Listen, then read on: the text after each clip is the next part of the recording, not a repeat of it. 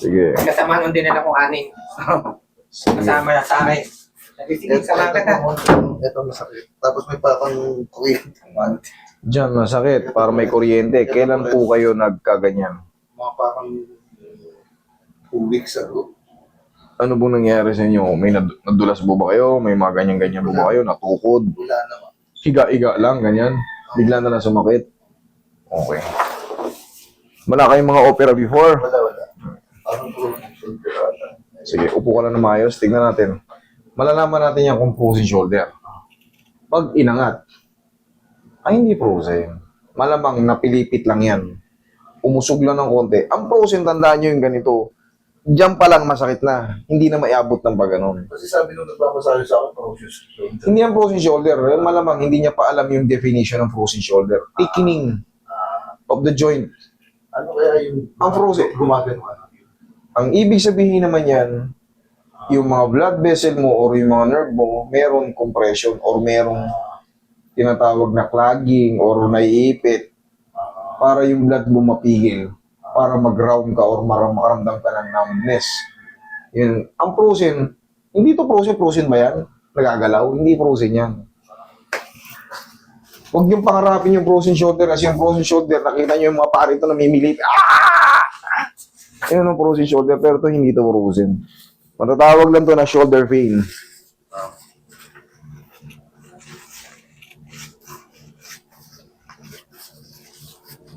Takot siya. Hindi masakit. Relax lang. Buti nga 2 weeks pa lang. Ito yung sinasabi kong saktong-saktong ipapa-adjust nyo. Kasi pag ito, umabot na ng 1 buwan, hindi na yan gano'ng maangat. Pumipigil-pigil na yan kasi magkakaroon ng tinatawag na yan, Una naman ang unang niyan, ang step by step yan, tendinitis, susunod bursitis. Subchromial bursitis yan, medyo sakit-sakit na yan. Ang pinakamatindi yung adhesive capsulitis. Katawan na yung, pag ginagano mo pilit, yung katawan mo na yung sumusunod. Yun yung mas matindi. Pero ito, shoulder pain pa lang, pasok ka pa lang sa Sabi mo, hindi ka nadulas, hindi ka natumba, or hindi ka nabaldog ng konti. Tendinitis lang to, o pagod lang, ganyan, sa trabaho. One more.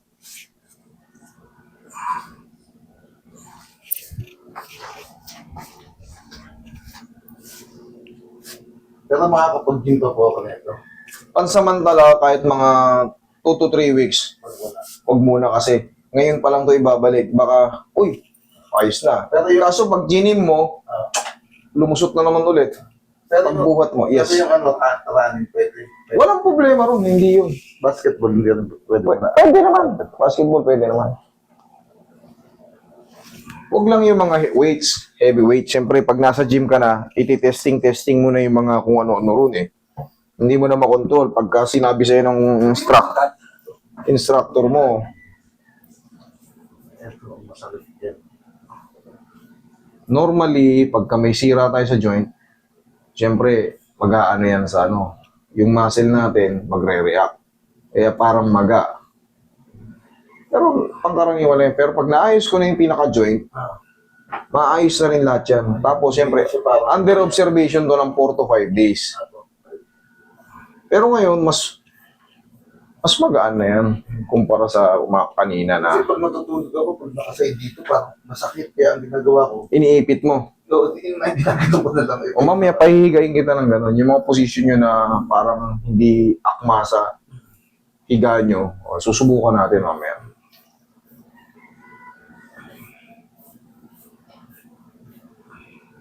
Yung dalawa, busy pa eh. Sasama na nga namin dapat yun.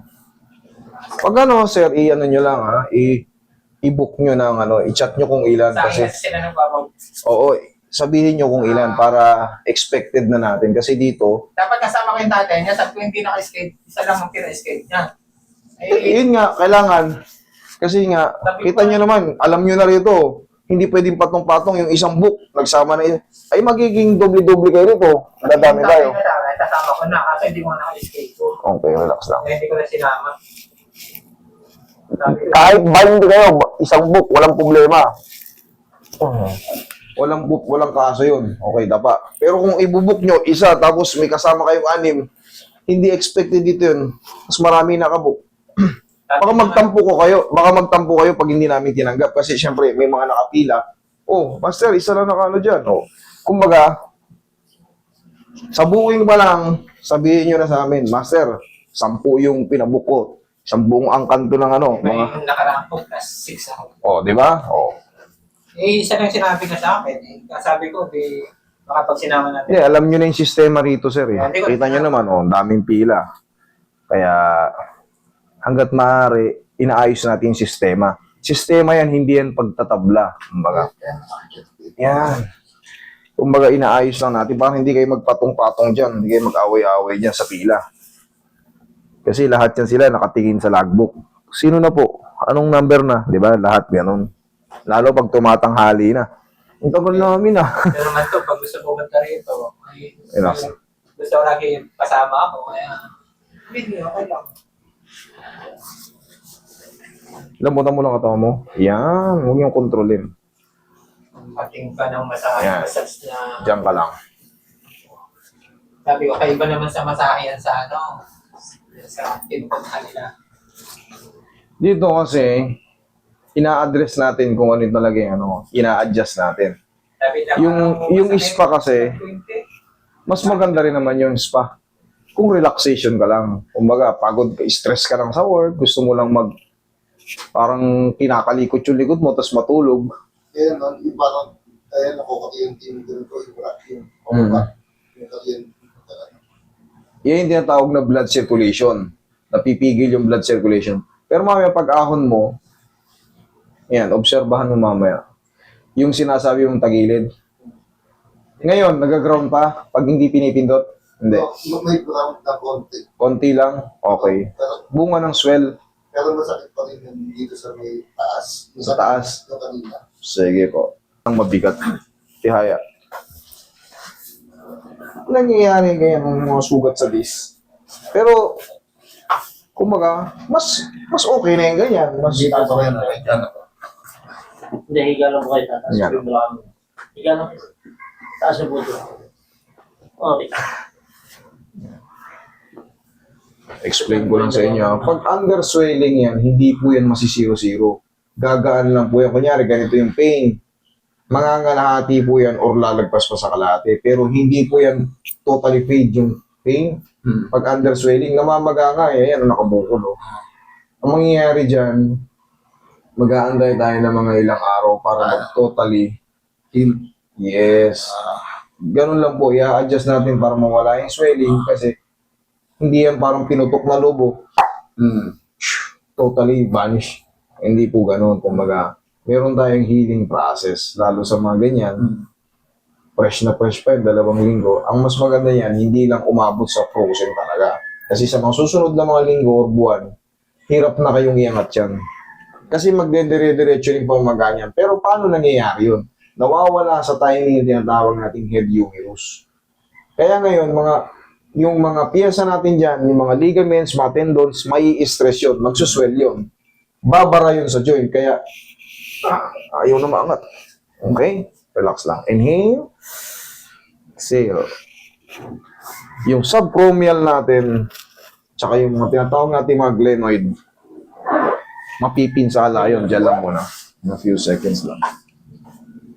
Hanggat maaari, pag na-adjust yan, yung ganito kaninang pain, kumalahati siya, okay na yun, or lumiit pa. Kasi meron nga yung healing process, antayin nyo lang. Hindi kagad yan, 0-0. Sige, upo.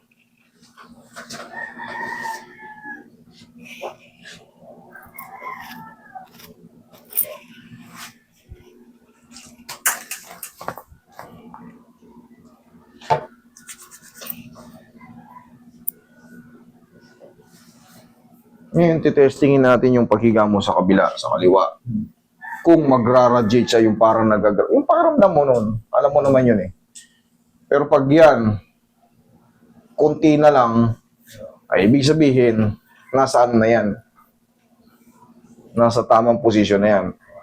Pero yung mga lumalagotok dyan, may purpose yan. Pero pag ang nangyari, master, parang lalong sumakit ang ginawa mo ah. Ibig sabihin, I'm wrong. Pero pagka, yun nga, humina,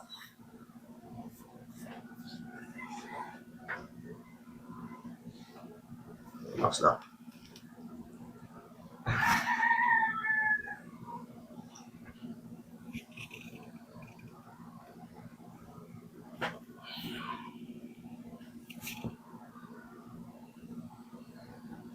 Relax mo lang. Yun.